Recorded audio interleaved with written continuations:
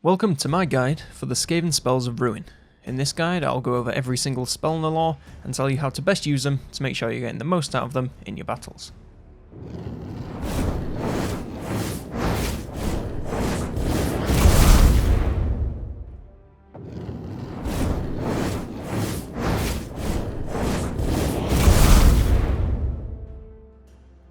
The Skaven spells of Ruin are honestly some of the best spells in the game. The base version of the lore is extremely powerful with several highly damaging spells with hilariously short cooldowns and low costs, meaning you can spam them an ungodly amount. Put this together with some lords and hero skills reducing said costs and cooldowns and you have one hell of a combination.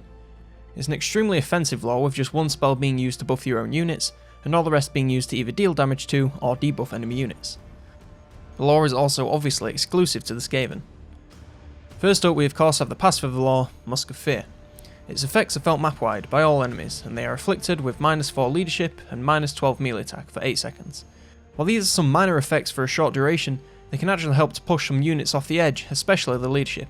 If a unit gets eviscerated by a spell and is already hemorrhaging leadership, then losing an extra 4 could be what sends them packing.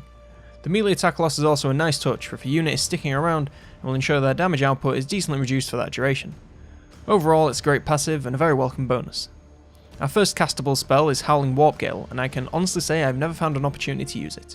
It costs 5 Winds of Magic, has a 30-second cooldown, and a 100 meter cast range. It can be cast directly on flying enemies or on the ground, and causes all flying enemies in its 55 meter AoE to stop moving for 14 seconds. Wow! I suppose this could be good versus some elite flying units you want to pick off with ranged units, but honestly that's such a niche use I'm not sure I've ever used it once. It can be overcast to last for 28 seconds at the cost of 9 Winds of Magic and the usual 50% miscast chance that comes with all overcasting. I guess the overcast option would be good for using against some elite flying units like a dragon or some royal hippogriffs, but again I can't say I've got much experience there. If you do get an opportunity, then I'd say gauge whether the overcast is worth based on the caliber of unit you're up against and how long it will take your ranged units to take them out. Next up we have one of the best spells in the entire game, Warp Lightning, and it's a Bombardment spell. It costs 6 Winds of Magic, has a 30-second cooldown and a 200 meter cast range. It can only be cast on the ground and causes moderate magical damage in a medium strike area. This damage is great versus nearly any caliber of armour and is amazing versus a massive clump of enemies no matter how elite they are. The animation lasts for 5 seconds and the strikes are pretty precise, so be sure to get targeted exactly where you want it since the splash damage isn't quite as good as the impact. Overcasting increases the number of missiles at the cost of 11 Winds of Magic, and even though the damage can be insane, with most characters, you're just as well waiting for the obscenely short cooldown to cast another. I'd say use the default spell for the most part, and only use the overcast when you're about to be overrun and have nothing to lose, or can get a massive hit of damage on a single unit like a tank or a siege tower. Even though it says it's not good versus a single target, that all changes once you hit a large hitbox. We interrupt our program to bring you this important message. You there, are you a part of the 11%? 11% of what? The 11% of people subscribed, of course. If you're not, or what are you waiting for? The button's right there. Subscribing will ensure you never miss a video, and has been proven to increase your epic gamer skill by at least 1%. If you're feeling particularly adventurous, you could also like the video to be in with a chance of winning eternal happiness. So go ahead and subscribe, and join the 11% today.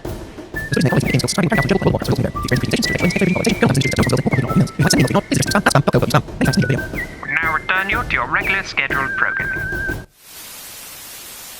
Death Frenzy is up next and it's an augment spell. It costs 6 Winds of Magic, has a 43-second cooldown and a 200 meter cast range.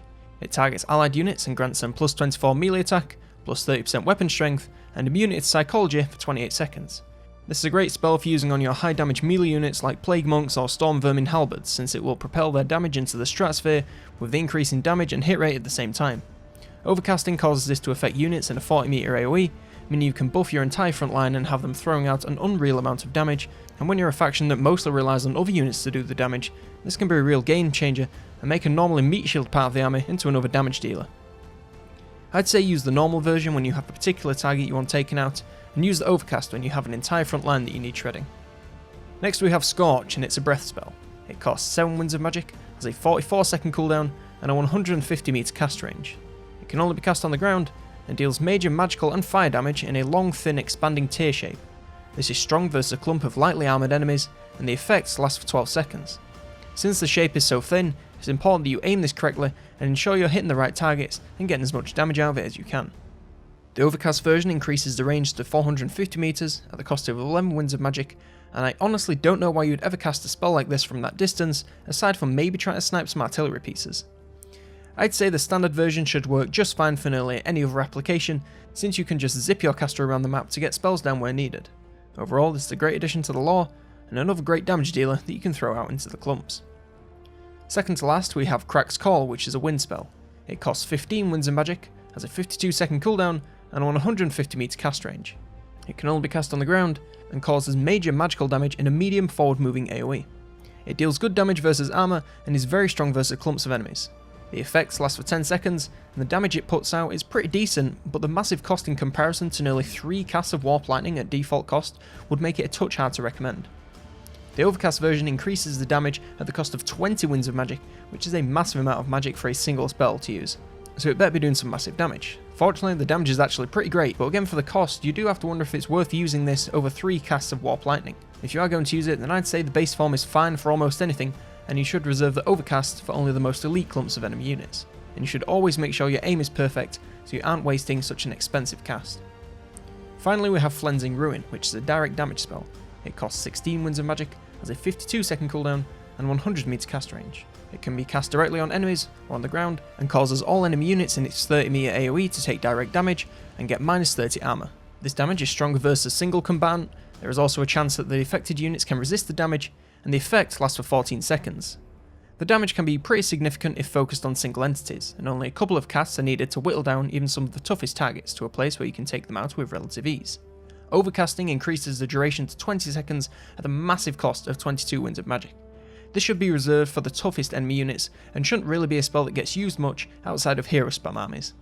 The base version of the spell is great for softening up most lords, and the Overcast works great for the super tough ones, but the cost is something that really holds this spell back from being phenomenal. You have to decide whether it's worth spending this much doing damage to a couple of units, rather than spreading that magic across several spells that could pick up many more kills at a fraction of the individual cost. That concludes this guide on the Skaven Spells of Ruin. If you enjoyed this video at any point, then please do leave it a like, as it really does help out a lot. Leave a comment with anything you think I missed or should include in future videos. If you'd like to see more videos about Total War Warhammer, then there are links in the card and in the description for playlists of the series. If you enjoyed this video and want to see more, maybe click that subscribe button so you stay up to date. After all, it is free. For now though, I was COLONELDAMNEDERS, and I'll see you next turn.